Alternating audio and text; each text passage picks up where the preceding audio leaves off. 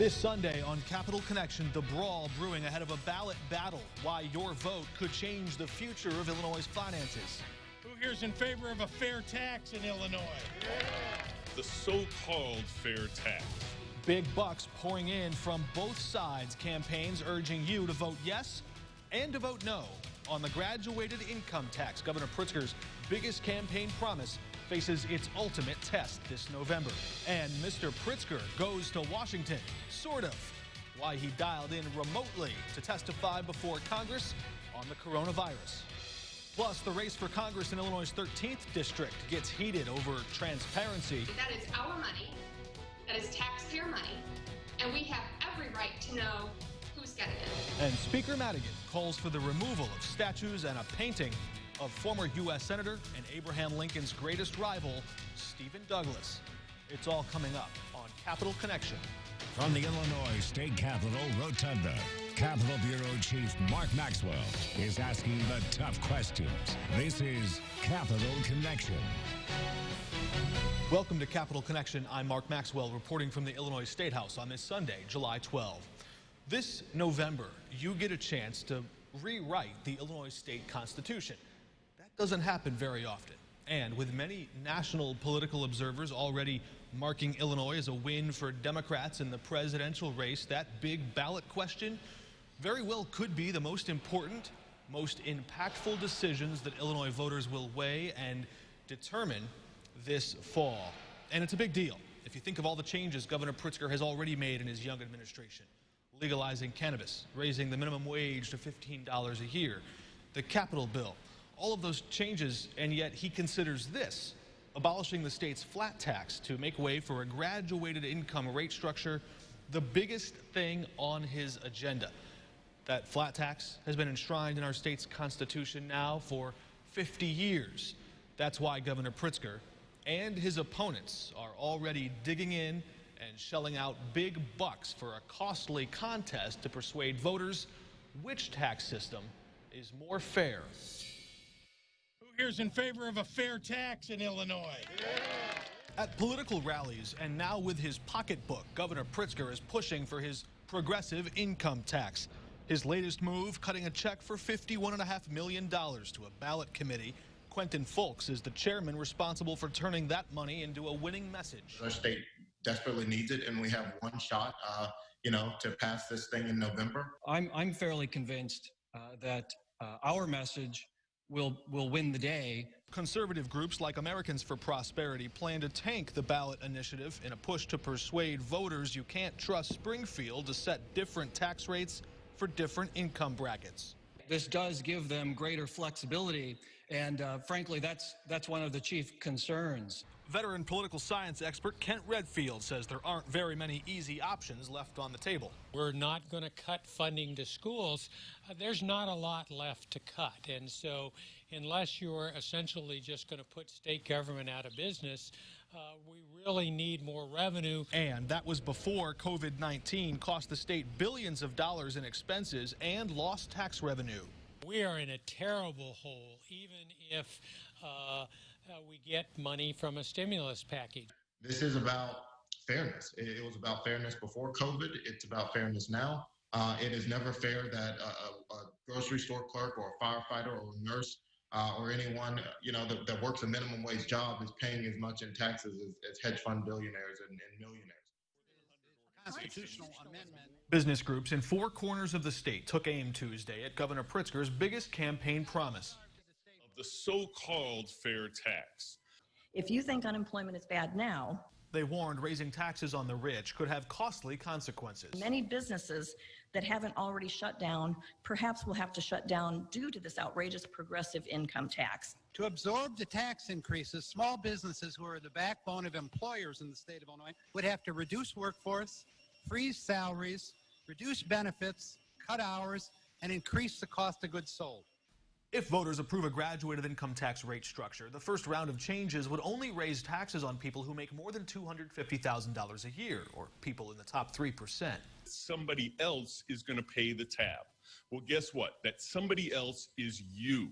But you can hear the drumbeat coming. This is all about bait and switch. They're going to call it a fair tax, but what it is the elimination of the constitutional protection of a single rate. Executives in that top 3% argue abolishing the flat tax that charges everyone the same rate would open Pandora's box and invite lawmakers to change the rates and brackets at will. The progressive tax will lead to future tax increases.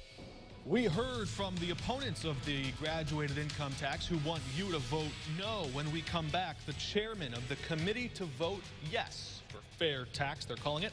He spent years at the Shriver Center on Poverty Law. John Bowman joins us next.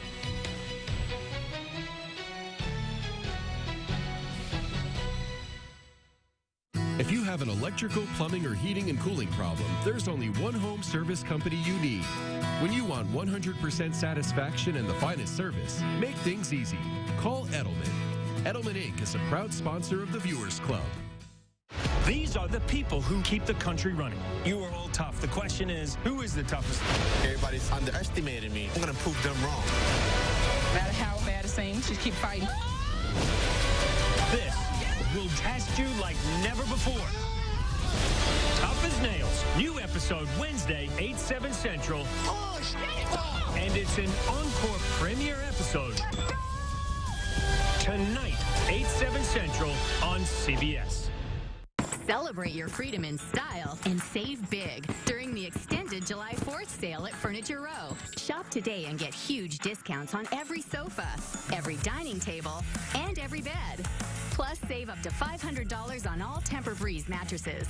And get 4 years, no interest, and free shipping right to your doorstep. Shop the largest selection at the lowest prices guaranteed. And discover that fresh, new summer look. Hurry, the extended July 4th sale at Furniture Row ends soon. Their first steps are so important. Guide them in the right direction. Most parents vaccinate their children according to CDC's recommended immunization schedule. Make sure your baby has all recommended vaccines before age 2. Visit our website for more information. Trust the summer lawn and garden experts at Blaine's Farm and Fleet. We have everything you need to create, maintain, and enjoy your ideal yard, all at great low prices. Like small bags of estate grass seed on sale for just $10.99. Plus, don't miss summer pet care deals like $3 off select bags of Purina Pro Plan dog food. And large bags of Farm and Fleet Performance Dog or Original Cat food are on sale, only $19.99. Find value at Blaine's Farm and Fleet. Can bankruptcy help me save my house from a foreclosure? Yes, bankruptcy can stop a foreclosure and let you pay off an arrearage or back taxes over 5 years. When you have a bankruptcy question, get the answers and the help you need. Go to bcyhelp.com or call Ostling & Associates, the state's largest bankruptcy-only law firm. For a free consultation, see us at any of our office locations. bcyhelp.com and Ostling & Associates, serving Illinois for 40 years. You're watching Capital Connection from the Illinois State Capitol. We heard earlier from many of the voices trying to persuade voters to vote no on the progressive income tax, perhaps one of the biggest questions voters face in Illinois this November. Joining us now is the chair of the steering committee for Vote Yes for a Fair Tax, John Bowman, from his home office in Maywood. John, good to have you with us. Great to be with you. Let's go through some of the press conference and the event and the messaging we heard from the opponents of this fair tax. I want to hear some of your counter arguments to this. The first thing that they say really and generally is that voters just can't trust Springfield with a blank check and that there's really no guarantee that a progressive income tax will go toward the good spending items, the things that supporters have suggested like education or human services. There aren't any real strings attached to how the legislature spends that money. So is that a real concern? The strings attached are the ones that are attached now. Is that the Vote Yes for Fair Tax ballot committee is over 100 groups, most of them with large constituencies that intend to hold all of the politicians accountable for spending this on the things that it needs to be spent on. Illinois needs desperately to make its income tax more fair. It's broken right now. We haven't asked the wealthy to pay their fair share like 33 other states and the federal government do in a graduated rate, higher rates for higher income, lower rates for lower income. The problem with this broken system is it asks too much from working people, and it doesn't ask enough from the wealthiest people, who pay about half of their household income compared to what working people pay. And the cost of that not only is the unfairness of the system, but the inability to make important investments in every single community in this state, in education and healthcare and the things you mentioned. We will hold politicians accountable for doing the right thing with these funds. Yeah, and you've been a part of that advocacy work for a long time in Illinois. Some of our audience may be familiar with your work at the Shriver Center on Poverty Law. Give us your look back. We know this flat income tax has been in place in Illinois since 1970. Can you give us some view of how that has that had an impact? We've also seen a dramatic rise in income inequality over that same time, where the people who have the most wealth have gathered more wealth at a faster rate than anybody else.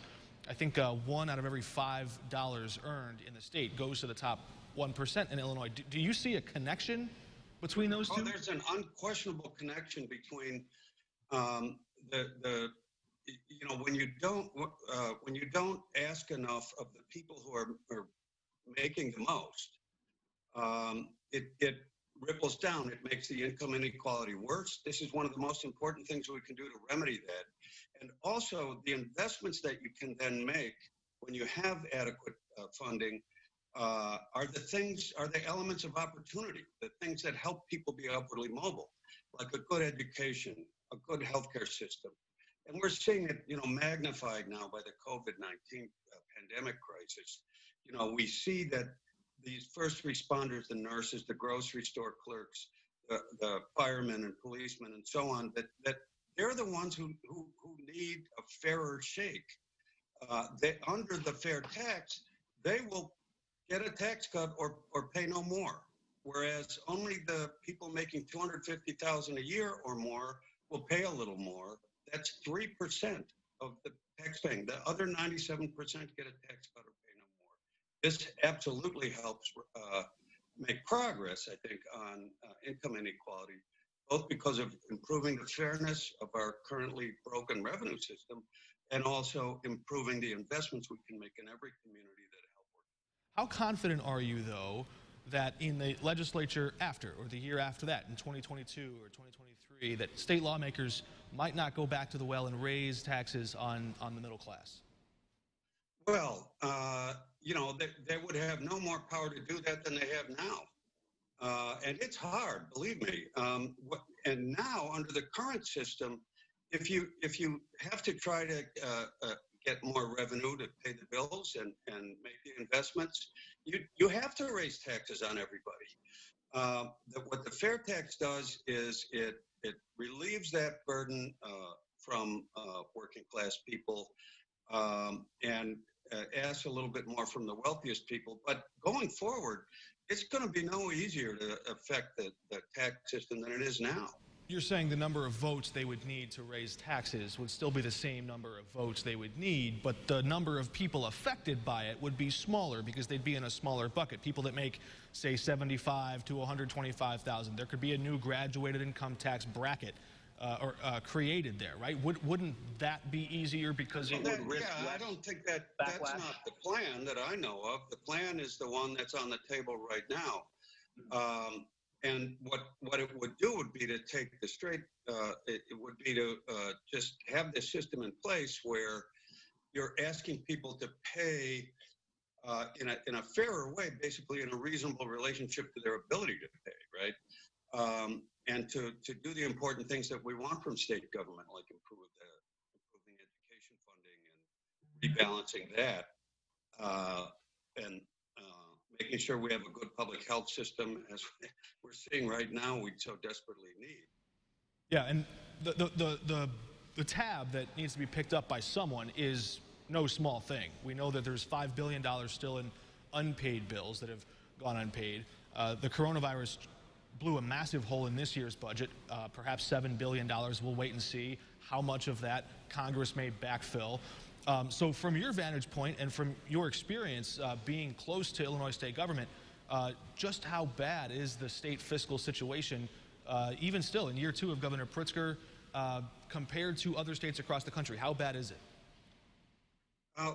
Well, the Illinois fiscal system needs reform. It needs help, and the fair tax is one of the most important steps that we can take. It is a completely ordinary tool of state finance. Like I said, 33 states and the federal government all do this. And in those states, people can rely on state government to pay for, on average, about half of public education. In Illinois, it's 25% of public education, right? We're the lowest. And so we need to take steps like this to get state finances in order. It'll take some time. We have to pay down bills and so on. But this is really, really an important step that we need to take.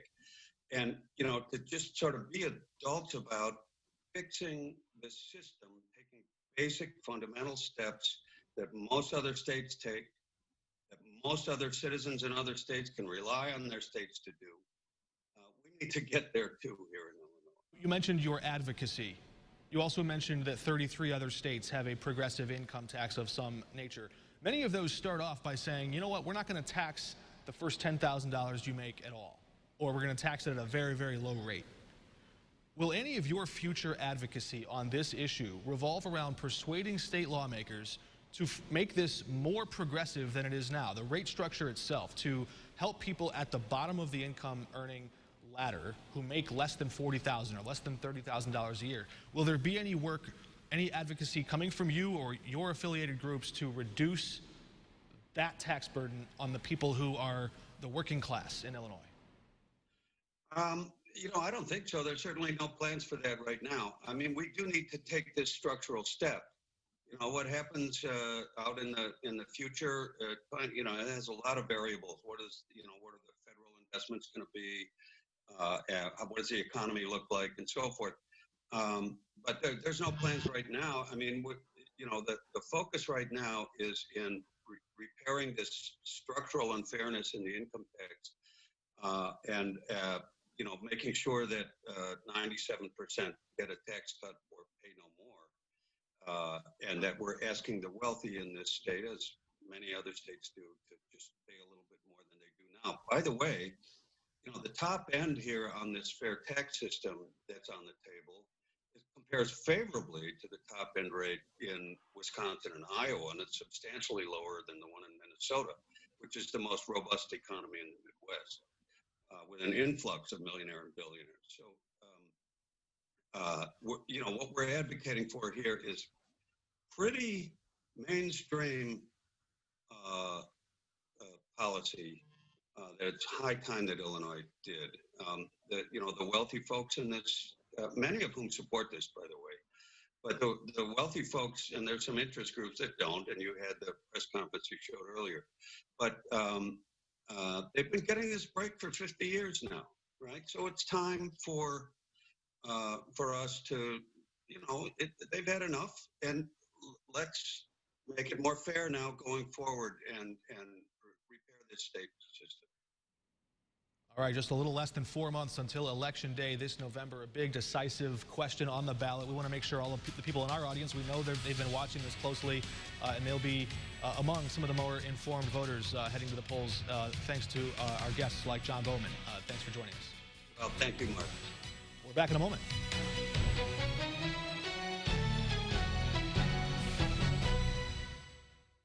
Carter's announces its grand reopening sale, along with great sale prices. Carter's is following CDC guidelines for a safe, clean showroom. Plus, register for a $2,000 shopping spree now during Carter's grand reopening sale. Welcome back to Carter's. Ready to sell your home in 2020? With a guaranteed offer from Ryan Dallas Real Estate, skip the process of listing your home and go straight to sold. Closing in as little as 3 weeks. Stay hassle-free with Ryan Dallas Real Estate's guaranteed offer. It's selling made simple. It started with the original care package and millions more like it. Passed from hand to hand across land and sea to help survivors in the aftermath of war. As we grew, we found better ways to help those in need. Ways to make a real difference, not just today, but tomorrow as well. Be the difference in people's lives. help deliver lasting change at care.org. DAC keeps you moving toward your goals. DAC delivers hands-on career training and university transfer classes. DAC delivers a safe and healthy learning environment. DAC delivers a $500 waiver when you register for 15 credits or more for fall 20. DAC delivers a 50% discount on tuition for fall online classes. DAC keeps you on track. Call 217-443-8750 for fall registration options. The power of technology is incredible, but it's nothing compared to the power of people. To all our MediaCom employees, we'd like to say thank you.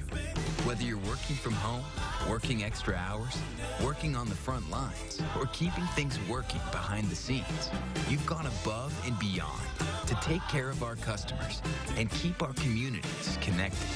Our network is powerful because you are powerful people. What could be better than your favorite restaurant? Duo and Rantoul combines your 3 favorite restaurants into one. A great choice for cafeteria-style dining, all-you-can-eat comfort food classics, and the best pies in town. When you're hungry, it's Duo and Rantoul. Carter's and quality leather seating just go together. Now during the grand reopening, this luxury is a great value. Leather sofas start at $9.98. Free delivery and free leather care kit. See the area's largest selection of leather during the grand reopening at Carter's Furniture. You're watching Capital Connection from the Illinois State Capitol. Governor Pritzker testified before Congress this week on Wednesday, appearing virtually on a video conference call, testifying before members of Congress, as many of them expressed concerns over the rising number of cases of COVID-19 in several hotspots in states around the country, places like Texas, Arizona, Florida, and California. Many of those places now requiring face masks. Governor Pritzker said President Trump should require everyone in the country to wear one. This might be the most important thing that we can do to save lives. We need a national masking mandate. We instituted ours in Illinois on May 1st, one of the first in the nation, and it aligns with our most significant downward shifts in our infection rate. It's not too late for the federal government to make an impact. In fact, it's more important than ever. And transparency now becoming an issue in the fight for the future of Illinois' 13th congressional district, as Republican Congressman Rodney Davis defends himself from attacks from his Democratic challenger, Betsy Dirksen-Londrigan. She says he should have voted differently on matters of transparency when it came to the federal Paycheck Protection Program, those small business loans provided to small businesses across the country to help them stay afloat during the coronavirus closures. One of those companies, Davis's brother and father, runs that, and they took out a loan for more than $1 million. Our small businesses, our mom and pop shops were asked to keep people on payroll. They were asked to continue to pay their rent and keep their business going. Congressman Rodney Davis supported the Paycheck Protection Program, federal loans designed to keep companies from going bankrupt during the pandemic. Well, there's strings attached to those dollars. Otherwise, the loan can't be forgiven. And a percentage, a high percentage, has to be spent keeping people off of unemployment. Davis's dad and brother own a McDonald's franchise with several restaurants in his district. Their company took out more than $1 million in PPP loans through People's Bank and Trust. Forms submitted to the Small Business Administration report that money went to help keep 305 workers on the job. What I've heard from small business owners is a frustration in, who got the loans, large corporations that got the loans, or well-connected people who got the loans, and which is why we need transparency. Congressman Davis voted twice against letting taxpayers see where our money is going. And that's where my issue is. Transparency is really important. That is our money, that is taxpayer money, and we have every right to know who's getting it. Davis responded in an email saying she's claiming a lack of transparency over data that is publicly available. When this passed overwhelmingly in both chambers, there was never any intention to keep the information secret, adding, "I have no financial stake or any involvement in the McDonald's franchises and had no involvement in their PPP loan application." When we come back, a quick look at two of the more prominent statues that adorn the lawn and front steps of the Illinois State House, why they could come down and which statue could take their place. Next.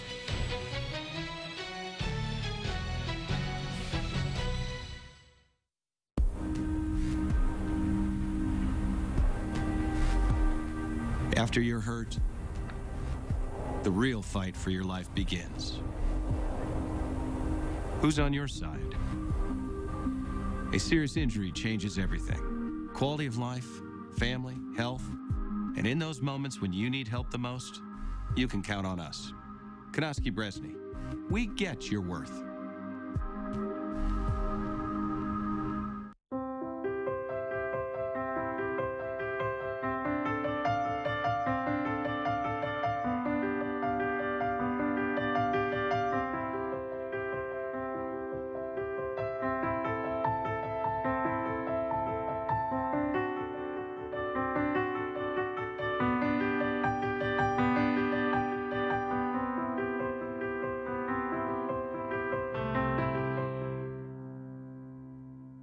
I really could not breathe. I was blue, and I said, I'm going to die, and you have to take me to the closest hospital, which happened to be HSHS Hospital.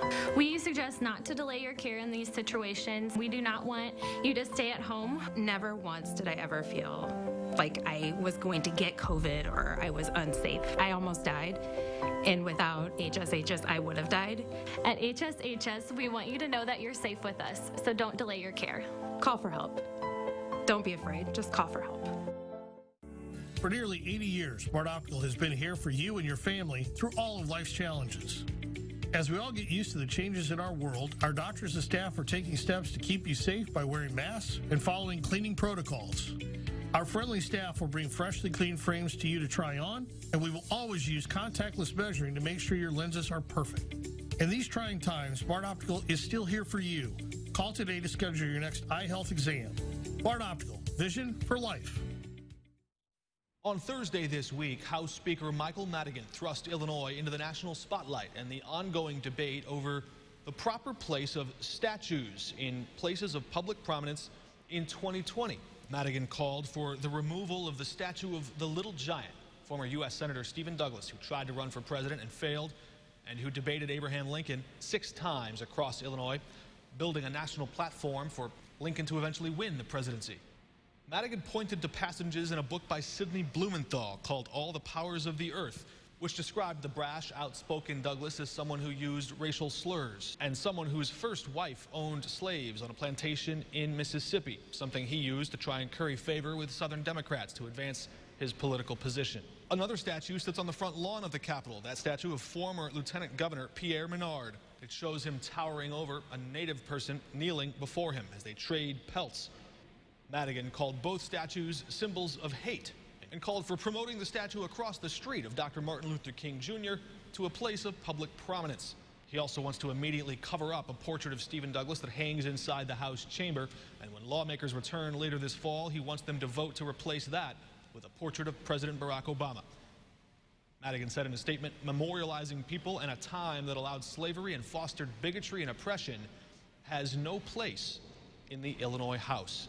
The Office of the Architect and its board would have to vote whether or not to move those statues. Madigan has urged them to take up that vote quickly, and Senate President Don Harmon has also chimed in, echoing a similar sentiment, saying Stephen Douglas is not worthy of a statue on the State House grounds, and said that he wants to see a review of all of the paintings and statues that decorate the Capitol complex.